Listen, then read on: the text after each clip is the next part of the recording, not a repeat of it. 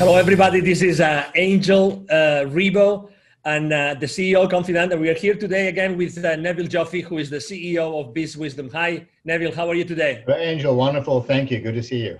Good to see you. So basically, we're here today because, as a few of you know already, because he has been talking to a lot of people in the business world for the last few months, is that Neville Joffe, is about to publish his latest book called The Baker's Dozen Rules of Highly Successful Business Operators. So I would like you to tell the audience, what is this book about, Neville? So first of all, here it is. Well, this book is really about financial accountability in organizations, Angel, which will be very evident from the titles of each of the chapters, like do as you say you're going to do, manage your expectations, don't evaluate numbers in isolation.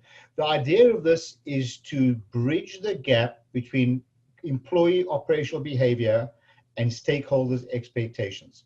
That's the objective of this book, because often there's a big gap between what is expected by shareholders or stakeholders and what people actually do.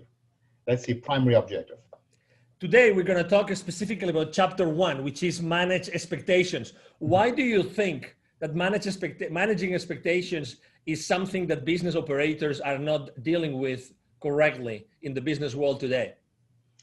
Oh my word! Angel, when I go back and I think about what happens with investors and all the expectations, I belong to an angel group of investors, and I also work with a lot of large publicly traded corporations. And I see the same thing over and over again. People talk a really good story when it comes to saying what they're going to do. When the rubber hits the road, do they actually do what they say they're going to do? And unfortunately, the courts are full of cases with broken promises. You said you would do X and you didn't do X. So I started this off as the first chapter because I believe that if people did what they say they were going to do, there'd be a lot less trauma in organizations and companies do it a lot better. This also moves down even into the organization itself. For example, the budgets. You'll have somebody in middle management informing someone in higher management, here's my sales expectation. Well, we don't know how much homework they did to get to that assumption.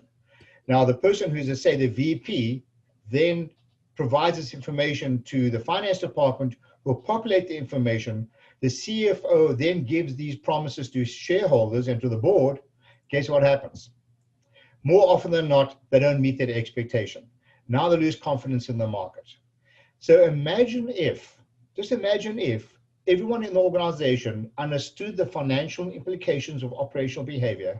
They learned to understand the resources needed to keep their commitment and understood with a full 360-degree view of all the touch points and the constraints that could impact their ability to actually deliver what they say they're going to do. Just imagine what the organization would look like and how shareholders would feel.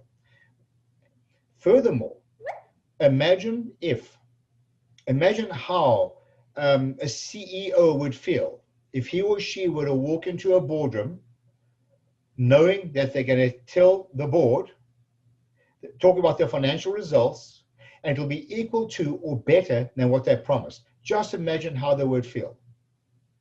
Herein lies the issue. They're not the ones delivering the goods. The people delivering the goods are in the fields. Because as I talk about in my book, the employees are the custodians of the company's profits. This doesn't happen in the C-suite. It doesn't happen by managers. It happens in the field. And everybody should be able to manage their expectations by linking what they do ultimately to what shareholders actually expect. That's why I started off with this chapter. What triggered you to write this book? Because it's not your first book. You have probably like 12, 13 more books before this one. What made you write this book, Neville? Angel, as an entrepreneur, I've been down this road of managing expectations with my employees, with our unions, with my shareholders in companies that I started later on, where I took on outside investors. And talk is cheap. And I've been through the pains of trying to manage the expectations of my own board and my investors. I've seen these pains, like I said early on, through my own training initiatives with international corporations. I've seen this over and over again, not inside my own companies, but from outside as well. So I felt I I was compelled to write this because I see it's so blatantly obvious from the outside looking in, and myself having experienced the pain of having to, and the embarrassment of going to a board or going to my staff and saying, you know what, we didn't do what we said we were going to do. But I've also seen the opposite end when I sort of got this right, if you will, where we started managing the expectations, and it feels so good. It feels so good when we actually deliver what we say we're going to do. So that is the compelling reason why I wrote the book, and through my own personal pain, if you will, and having felt good when I really eventually sort of got this right. You never get it 100% right, but certainly can mitigate a lot of the risks that are taken when making commitments to stakeholders. After having read your book, I have to say that it's really, really an easy read, and it's fun to read. Actually, for the people that are watching this interview right now, it's fun. There are cartoons, there are stories, and there are questions. There are questions. At the end of each chapter, Neville actually raises some questions, asks some questions. What are those questions? What's the main goal of having those questions, and where do those questions come from, Neville?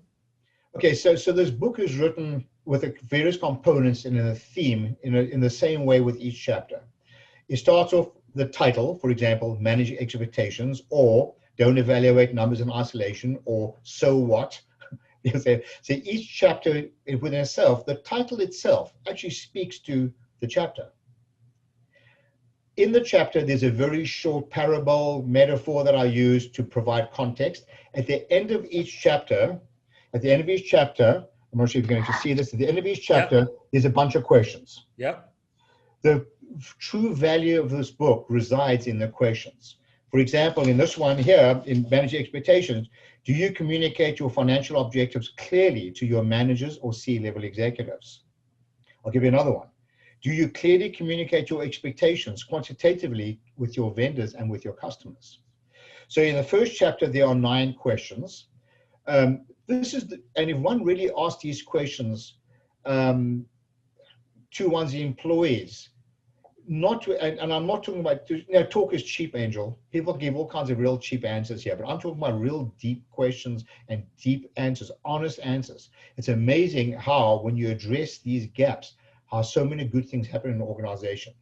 So what I would love from my listeners here, because this is my first edition of the book, and we've had a fantastic response to this, overwhelming response. What I would love to do in anticipation of our second edition, so anyone who's listening to this, we'll be happy to send you a soft copy of these questions. And if you can think of any other questions that would be prudent or relevant in your organization, we would love to have you share them with us. Thank you. Exactly. I mean, to this point, you have to know, I mean, when I was doing the research on this book, that there has been hundreds and hundreds of people willing to contribute. And we're talking about C-level executives of large corporations, worldwide large corporations, wanting to contribute to this book. And we are really, I think that right now, you are almost about to hit the 200 number, the 200 figure of people that have actually contributed to the book. So that's quite a success, Neville. Yeah, it blew me away. How many people actually were willing to do that? We have a whole lineup of more people who want to contribute to the second edition who have already read the book. Yes, I'm humbled, and I'm thrilled. I really am, that the value that it's bringing to people. It's just for the people that would like to know more about you and what you do, what's the best way to connect with you, Neville? Oh, just email me. I love a good debate. Neville, Neville, @bizwisdom.com. That's BIZWISDOM.com. Neville @bizwisdom.com. I'll be delighted to hear from you. I'd love to chat with you. Thank you. Thank you very much, Neville. And for everybody watching us, thank you for being with us today. We hope that you enjoyed this conversation with Neville as much as we did, and hope to see you soon in the next interview with Neville. Have a wonderful day. Thanks. Bye for now. Thank you. Bye-bye.